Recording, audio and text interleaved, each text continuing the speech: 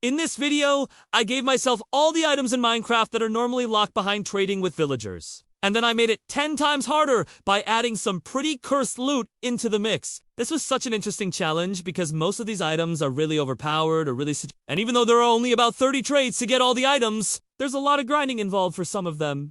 For example, I had to trade with every single villager in a village to get emeralds to purchase the villager trading hall from the wandering trader. It actually took quite a long time. But once I had the proper setup, it just became a matter of walking over to the trading hall, clicking a button, and walking back out again. Then I traveled to another village and repeated the process until I had enough emeralds for the fishing rod. This is probably one of the less useful things on this list, but it does have its uses. The next stop was the desert village, where I could finally buy the elytra from the desert merchant. One of the most epic items in the game that just makes traversing the world much easier. Before I leave the desert though, I need to find some cacti to craft a prickly pear. That way, I can regenerate health while falling off of cliffs, which is always a risk when using the elite. I also bought a stack of leather from the tanner, and this is needed to craft my next item, a name tag. The whole point of this item is to be able to rename tools to make the best possible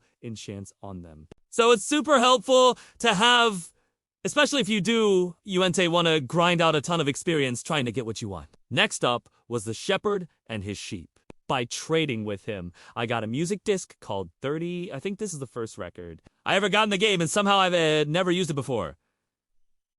I guess it's time to listen to some old school tunes. After more trading, I got bamboo to craft a spyglass, an item that was only recently added to the game and allows you to zoom in while looking through it. It is actually incredibly handy for finding villages from far away or spotting some sort of mob that might be chasing after you. I also got some sugar to craft golden carrots, which give you a speed boost when you eat them, which was perfect for escaping the horde of zombies spawning inside the village. I also picked up a bell from the smith, and these can be used to temporarily stop all nearby mobs from attacking you. They also emit a very loud sound, so they double as an alarm system if your base is ever infiltrated. By continuing to trade, I eventually got my hands on a stack of string. This can be crafted into bow and arrow, a pretty overpowered weapon overall, since bows have unlimited range. Plus, with some of the other items on this list, we can make this setup even deadlier. When I found my first jungle village, I was able to purchase a totem of undying from the witch. This is an incredibly powerful item that will save your life no matter how low your health is.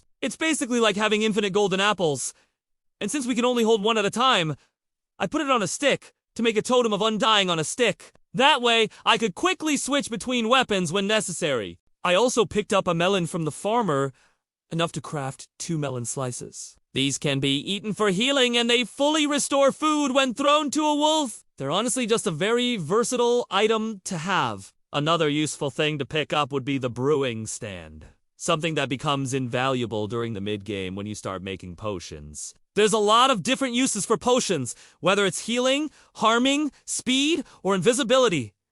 A brewing stand is an essential machine in your base. I also got some glowstone from the Fletcher, and this can be used to craft a glowstone lantern. These give off a lot of light, and they look very cool, so it's a good idea to bring some along on your adventures. I also went back to the desert and traded for a pile of red sand. This is used to make sandstone, which can be turned into glass. Glass is just an extremely useful material, since it can be used for windows and other building materials. I also grabbed a few flint and steel from the armorer. This is one of the earliest tier 2 tools and can be used to start fires. It's not too useful when you already have a lot of other ways to start fires, but it does have some niche uses. Of course, I had to grab a stack of diamonds from the diamond merchant. With these, I was able to craft an anvil, which is used to combine 2 or more items together to make one. Anvils are usually used for combining materials that would otherwise be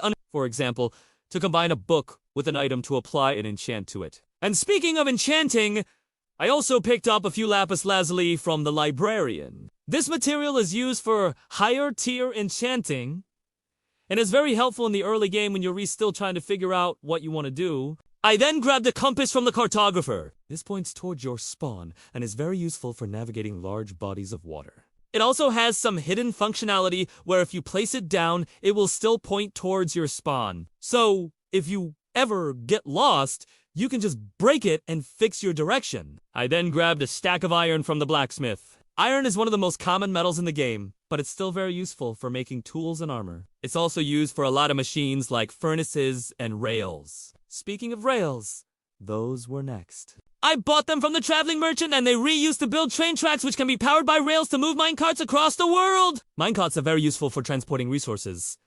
And it's honestly just a very fun way to travel. I also got an iron ingot from the blacksmith. And I used that to craft an iron horse armor. You can put this on horses to protect them while riding. And it can even be upgraded with leather for better protection. I then purchased a banner from the flag seller. And these can be customized with colors and patterns to display on your base or even while riding a horse. There are a lot of unique designs, and it's just a fun way to decorate. I also got an end crystal from the Elder Guardian. And these are very strong but very situational items. They create a huge pillar of light when placed on the ground, and they deal damage to anything hit by it. Since they require a certain amount of health to pick up without dying, they're not that easy to obtain, but they are pretty overpowered when used correctly. Then I grabbed a wooden bucket from the carpenter. And this can be filled with water or lava. Buckets are just an extremely versatile item, since they can be used in so many different ways. Like placing lava next to a mob spawner to prevent mobs from spawning or filling a hole with water instead of letting it drain your base. I also got a trident from the fisherman. This is one of the strongest weapons in the game, since it has unlimited range, is enchanted with impaling, and can also be used to swim underwater with its You can even throw it and retrieve it like a boomerang, which is just insane. I also picked up a saddle from the leatherworker, and this can be equipped onto a horse to allow you to ride it. Saddles are honestly one of the most underrated items, since they allow us to traverse the world much faster, especially with some of the other items on this list. I then grabbed a stack of planks from the woodworker, and with these I crafted a wooden door. Doors can be used for decoration or, more importantly, trapping mobs inside of your base.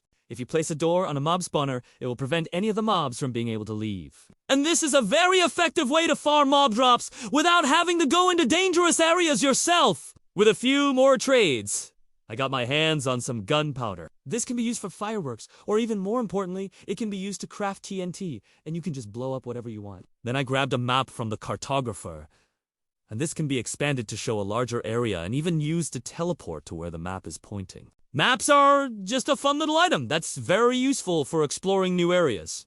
The final thing on the list was a record player, and I was hoping to get this from the traveling merchant, but I actually ended up buying it from the librarian for emerald. I guess that's another reason why emeralds are so valuable. Anyway, records can be played on note blocks and record players, and they come in a variety of different types, with some being very rare.